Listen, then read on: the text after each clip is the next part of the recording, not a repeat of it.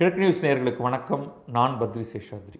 Iran மீதான அமெரிக்க இஸ்ரேலிய போர், அதைத் தொடர்ந்து ஈரான் சுற்றியுள்ள வளைகுடா நாடுகள் மீது நிகழ்த்திய தாக்குதல், ஹார்முஸ் நீரிணைப்பை தடுத்து நிறுத்தி அதன் வழியாக கப்பல்கள், முக்கியமாக கச்சா எண்ணெயை ஏற்றிக்கொண்டு செல்லக்கூடிய கப்பல்கள் செல்வதை தடுத்தது, வளைகுடா நாடுகளில் கச்சா எண்ணெய், எரிவாயு போன்றவற்றின் உற்பத்தியை தடுத்தது.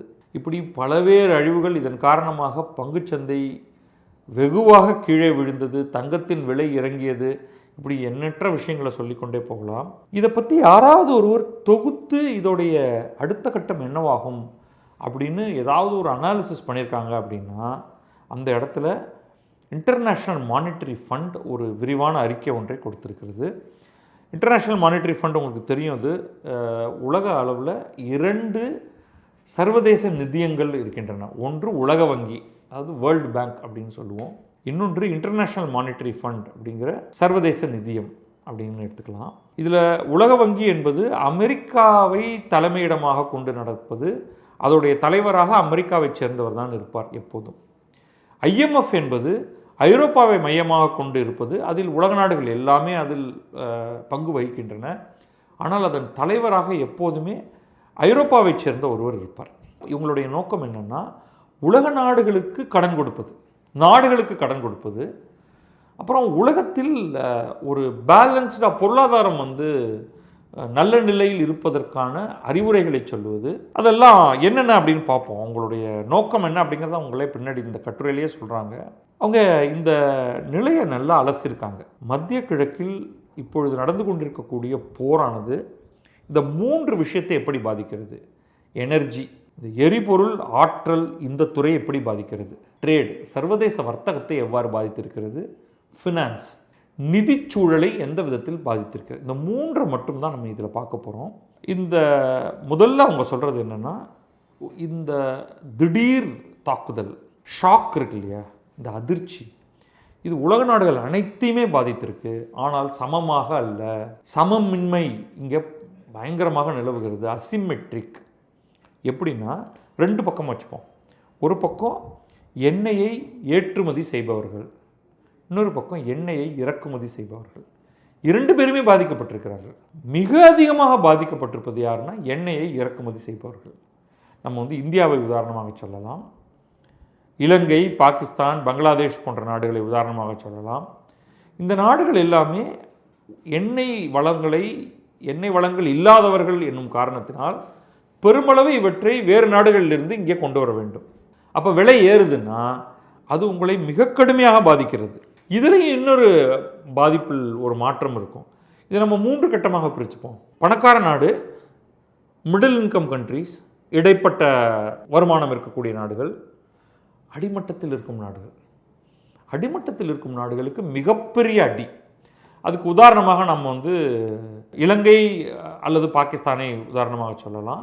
ஏன்னா அவங்களுக்கு வெளியில் போய் வேண்டிய அளவுக்கு எண்ணெயை வாங்கி கொண்டு வரக்கூடியதற்கான இன்ஃப்ராஸ்ட்ரக்சர் கூட கிடையாது. இந்த இடையில் வரும் நாடு அப்படிங்கிறதுல இந்தியாவை ஓரளவுக்கு சொல்லலாம். நம்ம மிடில் இன்கம் கண்ட்ரிங்கிறதுக்குள்ளே வரலை. ஆனால் ஒட்டுமொத்தமாக நமக்கு நிறைய திறன்கள் இருப்பதனால, ஓரளவுக்கு பஃபர் குஷன் இருப்பதனால, இந்தியா உலகத்திலேயே 4வது அதிகமான அளவுக்கு கச்சா எண்ணெயை சுத்திகரிக்கக்கூடிய நாடு. அந்த இன்ஃப்ராஸ்ட்ரக்சர்லாம் இருக்கிறதுனால நம்மளால் ஓரளவுக்கு தாக்கு பிடிக்க முடிகிறது. இது இன்னும் சில மாதங்கள் போவதாக இருந்தால் நமக்கும் கழுத்தை பிடிச்சி நெருக்க ஆரம்பிச்சிடும். இன்னொரு பக்கம் நீங்கள் அமெரிக்கா போன்ற நாட்டை எடுத்துக்கொள்ளுங்கள். அவங்களுக்கும் விலை ஏறி இருக்குது.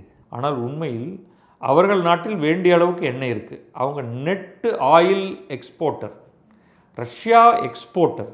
அப்போ அந்த நாட்டை எடுத்துக்கொண்டீர்கள் என்றால் அந்த நாட்டுக்கு வெல்த் நிறையா வரும். சரி, இங்கேயும் இன்னொரு பிரச்சனை என்னென்னா, அமெரிக்காவுக்கோ ரஷ்யாவுக்கோ இதனால் ரொம்ப குஷி. ஆனால் வளைகுடா நாடுகள், அவங்கள்ட்ட எண்ணெய் இருக்குது, ஆனால் அந்த எண்ணெயை விற்க முடியாது. ஏன்னா அந்த பக்கமாக டேங்கர் கப்பலே போக முடியாது, எண்ணெயை நிரப்பிக்கொள்ள முடியாது. ஏன்னா அது எல்லாத்தையும் மூடிட்டாங்க. ஏன்னா துபைர்னு நீங்கள் அங்கே ஒரு ஏவுகணையோ ஒரு ட்ரோனோ விழுந்ததுன்னா ஒரு எண்ணெய் வயல் முழுவதும் பற்றி கொண்டால் என்ன ஆகும் அப்படின்னு பாருங்கள். நிலைமையை நினச்சி பார்க்கவே ஒரு எரிவாயு இருக்கக்கூடிய ஒரு பகுதியில் அங்கே ஒரு பயங்கர தீ விபத்து ஏற்படுகிறது என்றால் அதோடைய அழிவு என்பது பூதாகாரமானதாக இருக்கும். அதனால் அவங்க எல்லாத்தையும் ஷட் பண்ணிட்டாங்க. ஸோ இன்றைக்கு எண்ணெய் விலை ஏறி இருக்கிறது, பயன்படுத்த முடியாது. நாளைக்கு போர் முடிந்தால் எண்ணெய் விலை இறங்கும் இல்லையா? அதுக்கப்புறமா இவங்க எண்ணெயை விற்க ஆரம்பிக்கிறார்கள் என்றால் இவர்களுக்கு பெரிய லாபம் ஒன்றும் இருக்க போவதில்லை. ஸோ இது ரொம்ப காம்ப்ளிகேட்டடான சுச்சுவேஷன். சரி, இது மட்டும்தானா அப்படின்னா, இதோடைய impact on infrastructure and industries அது வெகு நாளைக்கு வரும். என்ன, குளோபல் ஆயில் இப்போதைக்கு இங்கே போர் நிற்கும் அப்படிங்கிற பாயிண்ட்லேருந்து இந்த கட்டுரை எழுதப்படலை. போர் நிற்கவில்லை என்றால் ஆசியாவுக்கும் ஐரோப்பாவுக்கும் வரக்கூடிய கிட்டத்தட்ட 25-30% கச்சா எண்ணெயானது இந்த பகுதி வழியாக வரப்போகிறது. அப்போது உங்களுக்கு இன்புட் காஸ்ட் பயங்கரமாக ஏறப்போகுது. Transportation not possible. 20% LNG, liquefied natural gas, இந்த ஹார்மூஸ் நீரிணைப்பு வழியாக போகிறது, போய்கொண்டிருந்தது. அப்போ இது என்ன ஆகும் உங்களுக்குன்னா, இந்த சப்ளை குறைவாக இருக்க போகிறதுனால எக்கச்சக்கமான பிரச்சனைகள் வரும். அந்த பிரச்சனைகள் என்னென்ன அப்படிங்கிறத தெளிவாக கொடுக்குறாங்க. Number 1, middle east, Africa, Asia Pacific, Latin America, இந்த பகுதிகள் எல்லாவற்றிலும் உணவின் விலை அதிகரிக்கும். ஏன்னா ஃபெர்டிலைசர், உரங்களின் விலை அதிகரிக்கும். உரங்களின் விலை ஏன் அதிகரிக்கும் அப்படின்னா, உரத்தை தயாரிக்க தேவையான முக்கியமான ஒரு இடுபொருள் சல்ஃபர். அது இந்த எண்ணெய் சுத்திகரிப்பு எண்ணெயை எடுத்து அதிலிருந்து பிரிக்கும் பொழுது கிடைப்பது. அப்போ இந்த கல்ஃப் நாடுகள் தான் சல்ஃபரை, கந்தகத்தை பெரிய அளவுக்கு ஏற்றுமதி செய்து கொண்டிருந்தார்கள். அது இப்போ இல்லை. அது மட்டும் இல்லை, இன்னொன்று வரப்போகுது, அதை நான் அடுத்து பேசுகிறேன். அப்போ இது உரத்தின் விலை அதிகமாகும். இந்த இடுபொருள், உலகத்தில் 2 நாடுகள் மிக முக்கியமான நாடுகள் இந்த உரத்தை உற்பத்தி செய்வதில். ரஷ்யா ஒன்று, இன்னொன்று சீனா. சீனாவுக்கும் ரஷ்யாவுக்கும் இந்த உரத்தை உற்பத்தி செய்வதற்கு உங்களுக்கு சல்ஃபர் தேவை. அந்த சல்ஃபர் கிடைக்கும் இடங்கள் குறைவு. அப்போ அதோடைய ஒரு இம்பேக்ட் இருக்குது. இன்னொன்று, அப்படி ரஷ்யா உரத்தை உற்பத்தி செய்தால் அதை ஹார்மூஸ் வழியாக கொண்டு வர முடியாது. அப்போ அது சுற்றி கொண்டு வரணும். சுற்றி கொண்டு வந்தால் விலை அதிகமாகும். இது எவ்வளோ காம்ப்ளெக்ஸ் அப்படின்னு பார்த்துங்க. அப்போ அடுத்தது ஃபுட் செக்யூரிட்டி. உரம் இல்லை என்றால் விளைச்சல் குறையும். விளைச்சல் குறைந்தால் உணவின் விலை அதிகரிக்கும். பல ஏழை நாடுகளுக்கு, அங்கு உற்பத்தியே இல்லாத ஏழை நாடுகளுக்கு சாப்பாட்டுக்கு அவர்கள் பிற நாடுகளில் கையேந்த வேண்டியிருக்கும். ஓகே, இதை பாருங்கள். இதை ஓகே, சின்ன போர் இத்தினூண்டு நாளுக்குள்ளே நடந்து முடியுது அப்படின்னாலே மார்க்கெட் அட்ஜஸ்ட் ஆகிற வரைக்கும் ஆயில், கேஸ் ப்ரைஸ் எல்லாம் கண்ணாப்பினான்னு அதிகரிக்கும். இதுவே ஒரு நீண்ட போராக இருந்தால், ஏன்னா இந்த கட்டுரை எழுதும் பொழுது ட்ரம்ப் 2-3 வாரத்தில் கிளம்பி போயிடுவாருலாம் தெரியாது, இப்பயும் என்ன நடக்கும்னு தெரியாது. ஸோ நீண்ட நாள் போர் நடந்தால் மிகப்பெரிய பிரச்சனை அப்படிங்கிறத நம்ம ஞாபகத்தில் வச்சுப்போம். ஓகே, இந்த ஆயில் ப்ரைஸ் எப்படி ஏறி இருக்குது அப்படிங்கிற படமெல்லாம் இருக்குது, அதை நம்ம கட்டுரையில் சேர்ப்போம்.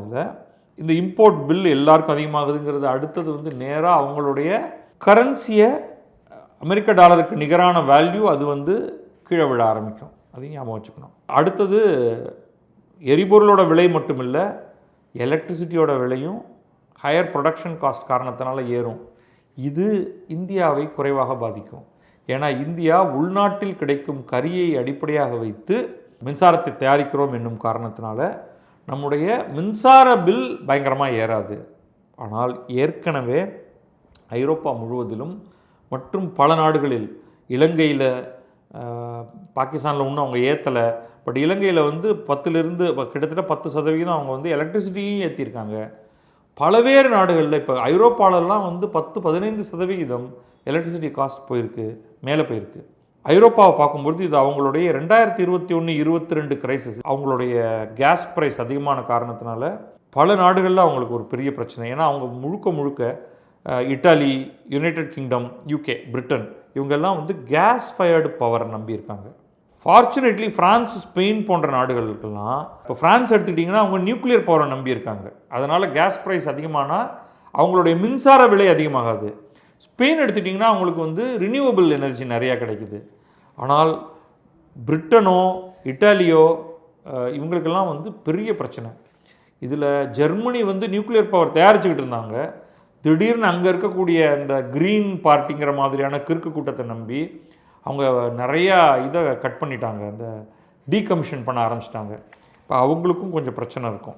ஆயில் எக்ஸ்போர்ட் நாடுகளுக்கு பிரச்சனைகள் அதையும் நம்ம வந்து ஏற்கனவே பேசிட்டோம். அதை நம்ம கிளியராக சொன்னோம். ஒரு ரஷ்யாவுக்கோ ஒரு அமெரிக்காவுக்கோ இருக்கக்கூடிய லாபமானது இந்த வளைகுடா நாடுகளுக்கு கிடையாது. ஏன்னா அவங்க ப்ரொடக்ஷனே இல்லை அப்படிங்கிறத பற்றி நம்ம சொன்னோம்.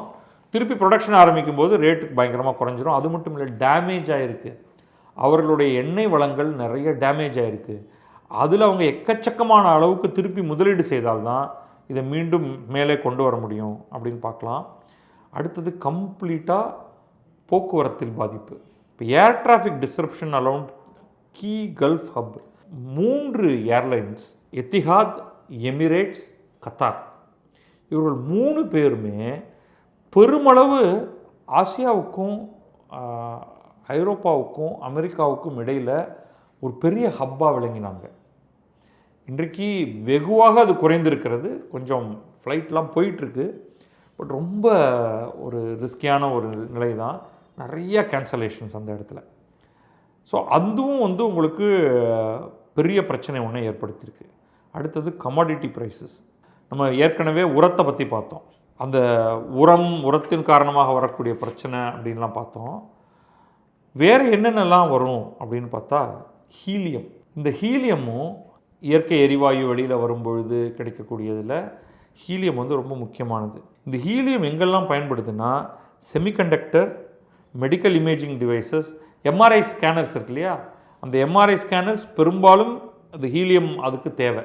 இதில் ஒரே ஒரு நல்ல நியூஸ், ஜஸ்ட் நவ் இந்தியாவில் ஒரு நிறுவனம் ஹீலியத்தை பயன்படுத்தாமல் எம்ஆர்ஐ ஸ்கேனர் உள்நாட்டு தொழில்நுட்பத்தில் ஒன்றை தயாரித்திருக்கிறது. முதல் முறையாக இந்த ஹீலியம் அப்படிங்கிறதோடைய பயன் நமக்கு இதெல்லாம் மேனுஃபேக்சரிங் நடக்கிறதுக்கே ரொம்ப நாளாகும். பட் ஆஸ் ஆன் டேட் உங்களுக்கு நீங்கள் வாங்கக்கூடிய எந்த எம்ஆர்ஐ ஸ்கேனராக இருந்தாலும் அதில் ஹீலியம் இருக்குது. ஹீலியத்தோடைய விலை இப்போ கண்டபடி ஏறப்போகிறது அல்லது ஏற்கனவே ஏறிவிட்டது அப்படிங்கிறதையும் பார்க்கணும்.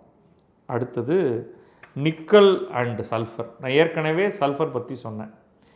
இந்தோனேஷியா தான் உலகத்தில் நிக்கலை பெருமளவு ஏற்றுமதி செய்யக்கூடிய நாடு. அதாவது உலகின் 50% நிக்கலை இந்தோனேஷியா தான் உருவாக்குகிறது. ஆனால் நிக்கல் வேணும் அப்படின்னா, நிக்கலை வந்து அதோடைய தாதுவிலிருந்து பிரிக்க வேண்டும் என்றால் உங்களுக்கு வந்து சல்ஃபர், கந்தகம் தேவைப்படுகிறது. கந்தகம் கிடைப்பதில் பிரச்சனை இருக்கிறது. இப்போ எதெல்லாம் தொடுது அப்படின்னு பாருங்கள். நம்ம கண்ணுக்கு தெரியாத பல விஷயங்கள் இதுக்குள்ளே இருக்குது. அடுத்தது பணவீக்கம். இப்போ நம்ம இது வரைக்கும் பேசின பல விஷயங்கள் எல்லாமே நேரடியாக எக்கானமியை தொடாமல் இருந்தது. வெவ்வேறு விதத்தில் அது பாதிச்சுக்கிட்டு இருந்தது. இப்போ ஒட்டுமொத்தமாக எக்கானமியை பாதிக்கிறதுக்கு வந்து இன்ஃப்ளேஷன் வந்துருச்சு. இன்ஃப்ளேஷன் என்னென்னா, உணவின் விலை அதிகரிக்கிறது, எரிபொருளின் விலை அதிகரிக்கிறது என்றால் உங்களுடைய பணம் வீக்கமடைகிறது, உங்களுடைய வாங்கும் சக்தி குறைந்து விடுகிறது. உங்களுடைய வாங்கும் சக்தி குறைந்ததுன்னா பணக்கார நாட்டில் இருக்கக்கூடிய ஏழைகளும் பாதிக்கப்படுவார்கள், ஏழை நாடுகள் ஒட்டுமொத்தமாக பாதிக்கப்படும். ஓகே, எகெயின் எங்கெங்கெல்லாம் இது நடக்கும் அப்படின்னு பார்த்தா ஆசிய நாடுகள் பலவற்றில், லத்தீன் அமெரிக்க நாடுகள் பலவற்றில் இங்கே வந்து நிறைய பிரச்சனைகளை பார்ப்போம். இந்தியாவுடைய இன்ஃப்ளேஷனும் ஏறும். ஆனால் நம்ம சுற்றி இருக்கக்கூடிய பல நாடுகள் அளவுக்கு இல்லாமல் நமக்கு வந்து கொஞ்சமாகத்தான் அது ஏறும் அப்படிங்கிறது நான் எதிர்பார்க்குறேன். ஐரோப்பாவிலும் இன்ஃப்ளேஷன் இருக்க போகிறது, அமெரிக்காவிலும் இன்ஃப்ளேஷன் இருக்க போகிறது.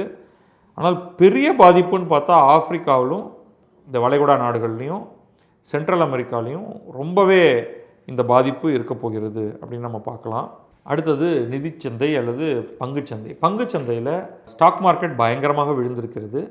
நிதிச்சந்தை எடுத்துக்கிட்டிங்கன்னா பாண்டுடைய ஈல்டு வந்து அதிகமாக இருக்குது. அப்போ கடன் வாங்குவது என்பது கடினமாக இருக்கும். Volatility, market up and down பயங்கரமாக மேலும் கீழியும் போயிட்டுருக்கு. மார்க்கெட் செல் ஆஃப், எல்லாரும் வந்து ஸ்டாக் மேலேயோ அல்லது பாண்ட்லேயோ இல்லாமல் பணத்தை கேஷாக கையில் வாங்கி வச்சுப்போம் அப்படிங்கிற ஒரு பயத்தில் இருக்காங்க. இது எல்லாமே வந்து ஃபினான்ஷியல் கண்டிஷன்ஸ், ஐபிஓ போக விரும்பக்கூடிய நிறுவனங்களுக்கு பிரச்சனை இருக்கும். இப்படி எக்கச்சக்கமான பிரச்சனைகளை நம்ம பார்க்குறோம். லோ இன்கம் கண்ட்ரீஸில் இருக்கக்கூடிய ப்ராப்ளம், ஹை இன்கம் கண்ட்ரீஸில் இருக்கக்கூடிய ப்ராப்ளம், இப்படி பலது இருக்குது. இறுதியாக இப்போ ஐஎம்எஃப் என்ன சொல்கிறாங்கன்னா, சரிப்பா இப்போ நாங்கள் என்ன பண்ணலாம்னு இருக்கோம் அப்படின்னா அவங்க என்ன சொல்கிறாங்க, 2-3 விஷயம் பண்ணுறதாக அவங்க சொல்கிறாங்க. ஒன்று வந்து நல்ல அறிவுரை. நாங்கள் வந்து இந்த நேரத்தில் எப்படி வந்து உங்கள் நாட்டின் கொள்கைகளை எப்படி வகுக்க வேண்டும் அப்படிங்கிறதுக்கு நாங்கள் நல்ல பாலிசி அட்வைஸ் கொடுக்க தயாராக இருக்கிறோம். ரெண்டாவது கெப்பாசிட்டி டெவலப்மெண்ட். பல நாடுகளில் உண்மையிலேயே இந்த மாதிரி ஒரு பிரச்சனை வரும்பொழுது நாட்டின் பொருளாதாரத்தை எவ்வாறு நிர்வகிக்க வேண்டும் அப்படிங்கிற திறனே இல்லாமல் இருக்கக்கூடிய நாடுகளில் நாங்கள் உங்களுக்கு ட்ரைனிங் கொடுக்குறோம். மூன்றாவதாக ஃபினான்ஷியல் அசிஸ்டன்ஸ். ரொம்ப பெரிய பிரச்சனையாகுது, கடன் வாங்கினாதான் உயிரே வாழ முடியும் அப்படிங்கும்பொழுது ஒரு நாட்டுக்கு யார் கடன் கொடுப்பா? அந்த நாட்டு மக்கள் கடன் கொடுக்கலாம். ஆனால் அந்த நாட்டு மக்களிடமே பணம் இல்லை என்றால் அப்போ இன்டர்நேஷ்னல் கம்யூனிட்டியோட உதவியோடு ஃபினான்ஷியல் அசிஸ்டன்ஸ் கொடுக்கறதுக்கும் தயாராக இருக்கும் அப்படின்னு ஐஎம்எஃப் சொல்லியிருக்காங்க. இதோடைய முழு விளைவு நமக்கு இந்த போர் நின்றதற்கு பிறகுதான் தெரியும். அது ட்ரம்பார் உபயத்தில் அடுத்த ஒரு 2-3 வாரத்துக்குள்ளே இது நின்றுதென்றால், டீல் ஆர் நோ டீல், அது நின்று போனதென்றால் உலகம் நிஜமாகவே ஒரு நிம்மதி பெருமூச்சு விடும். அப்போ நம்ம இன்னும் டீட்டெயில்டாக யாராவது இதை பற்றி என்ன நிபுணர்கள் சொல்கிறார்கள் என்பதை வைத்து உங்களோடு மீண்டும் பேசுகிறோம். நன்றி, வணக்கம். நான் பத்ரி சேஷாத்ரி. இது கிழக்கு நியூஸ்.